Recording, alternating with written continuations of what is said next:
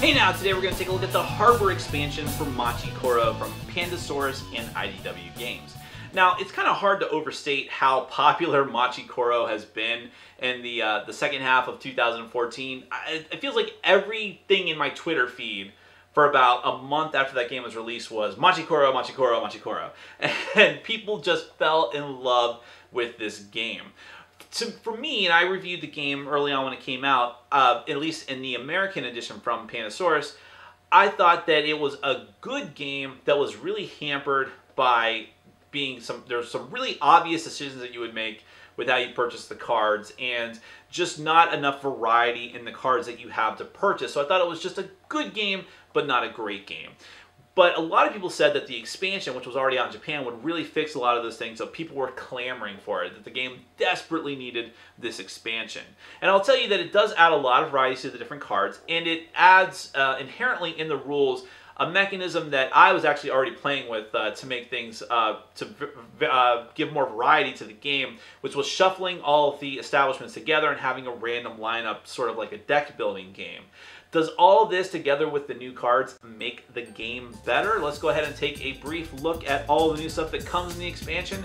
Then we're going to come back. I'll let you know what I think.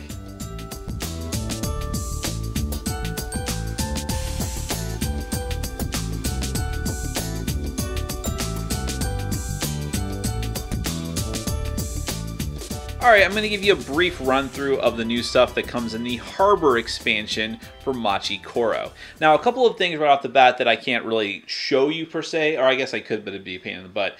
One is that this increases the amount of players that you can possibly play with to 5 players, and that's because it gives you a brand new set of cards, the wheat field and bakery, and new set of landmarks for that player to play with, as well as additional copies of the major establishments, so that there's one copy for every player. But remember, with the major establishments, which are the purple cards, if you forget, I'm assuming everyone who's played the base game is the people that are watching this. But anyways, if you have one copy of one of the major establishments, of one particular major establishment, that's the only one you can have. You can have multiple different major establishments, but only one of each. So this new one gives you a set of those for the 5th player as well. The other thing is that in the rulebook for the Harbor expansion, it basically tells you outright, if you're playing with this expansion, you must do the variable establishments, which is to say that instead of having every single pile of establishments that's available in the game out on the board, instead you randomize all of them. You shuffle all of them up together, all the major establishments, basically everything except for the landmarks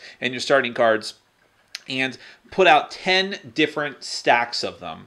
Or not stacks, but you lay out 10 of them until you have 10 unique establishments out in the play area. And as you're drawing cards from the stack, if you have the same card appear, you stack it on top of the existing card and keep drawing until there are 10 different types of establishments for you to buy from. If they all happen to be purple by some incredibly random chance, you just dump them and keep drawing. So those are some of the new things, but honestly, you should be playing the base game even without the expansion with the variability option, because it just makes the game better. Anyways, let's go to some of the new stuff that comes here. So first off, starting with the landmarks, there are actually 2 new landmarks that you have to build in order to win the game, and you actually have a pre-constructed landmark that you start the game with now. So let's take a look at that first. By the way, I have my cards sleeved because these cards are terrible quality in the ink smudges. Anyways, I know Kabuki Kid loves how much I say anyways. City Hall, this is the one that you start the game built with. This one says that immediately before you build anything, if you have 0 coins, you get to take a coin. So this prevents you from starting a turn, or starting at least the buying phase of a turn, with no money whatsoever. If every player steals from you as well, that's at least something you could potentially buy a card with. Then we have the new landmarks that you have to actually build to win the game. The airport, which costs a whopping 30 coins but has a great ability. If you build nothing on your turn, you get 10 coins from the bank. The other one is the harbor. With the harbor, it's a measly 2 coins to buy, so the opposite of the airport. But if the dice total is 10 or more, you may add 2 to the total on your turn only. You might be like, well, why is that so great? And it's so great because there are some cards that come in this expansion that are really, really useful if you can get a 12 or more. We'll get to those in a second.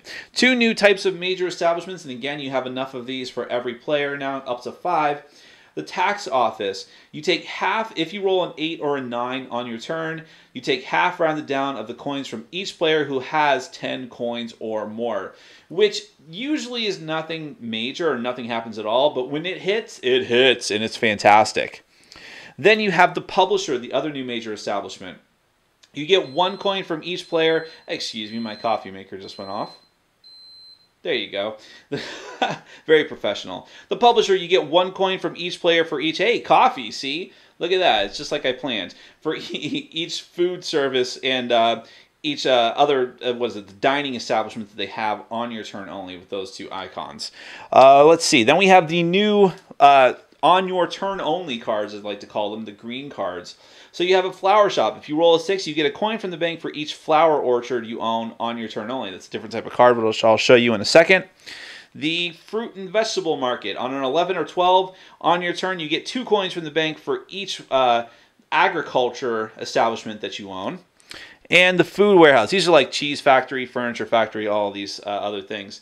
The food warehouse says that on a 12 or 13, you get 2 coins from the bank for each food service establishment that you own on your turn only, the red cards.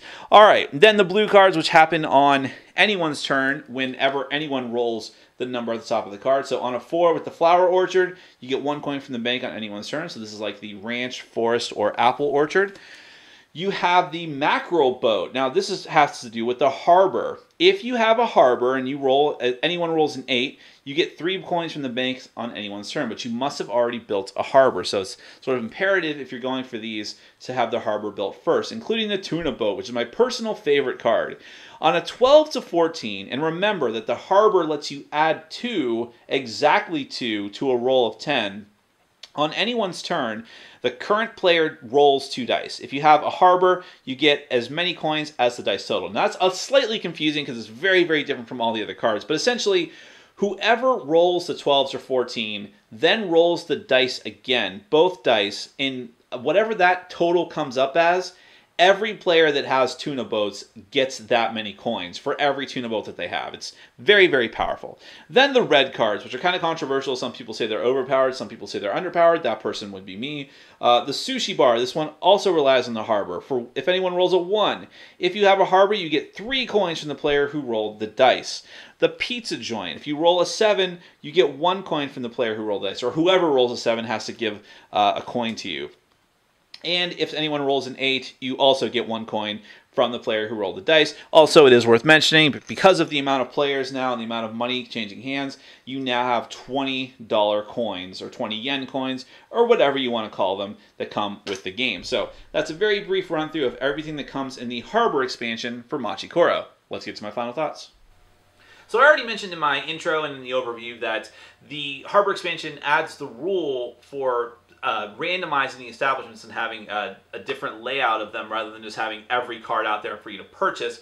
But that was something you could already do with the base game if you wanted to, and I highly suggest that you do. I won't even play the game the normal way anymore. So I'm not going to say that the Harbor expansion really adds that, but it makes it even more pressing that you have it because of all the different cards that come in this set.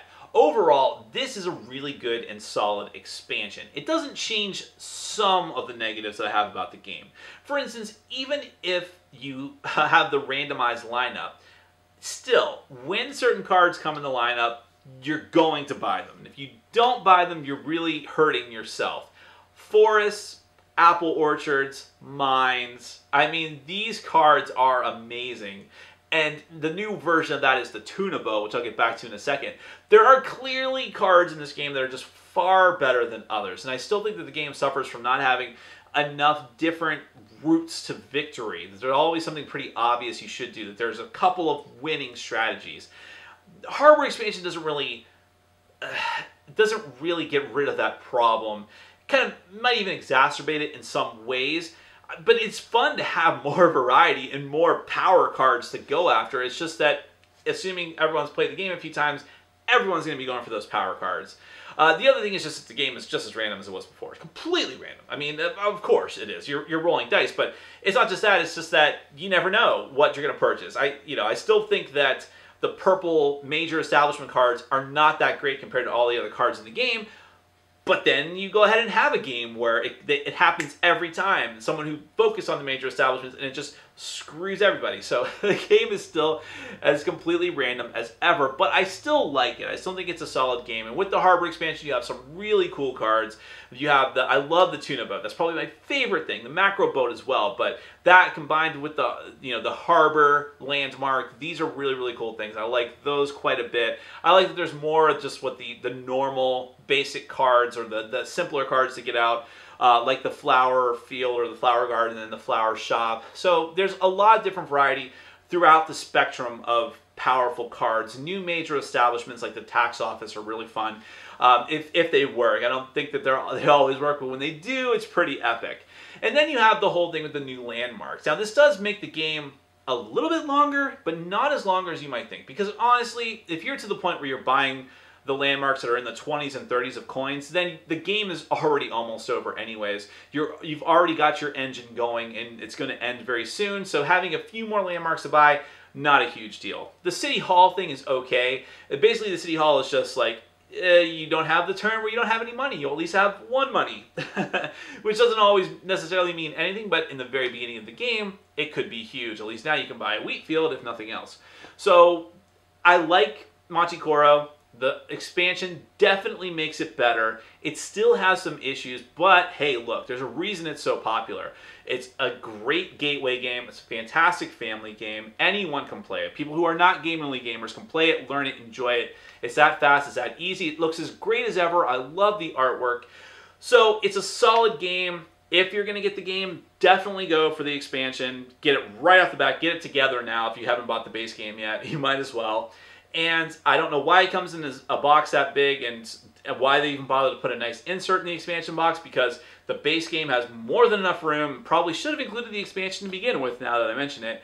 But other than that, it's all pretty solid, and it's, hopefully they keep pumping out more expansions for Machi Koro and making it better and refining it more and more as time goes on. That is Machi Koro, the Harbor expansion from Pandasaurus and IDW.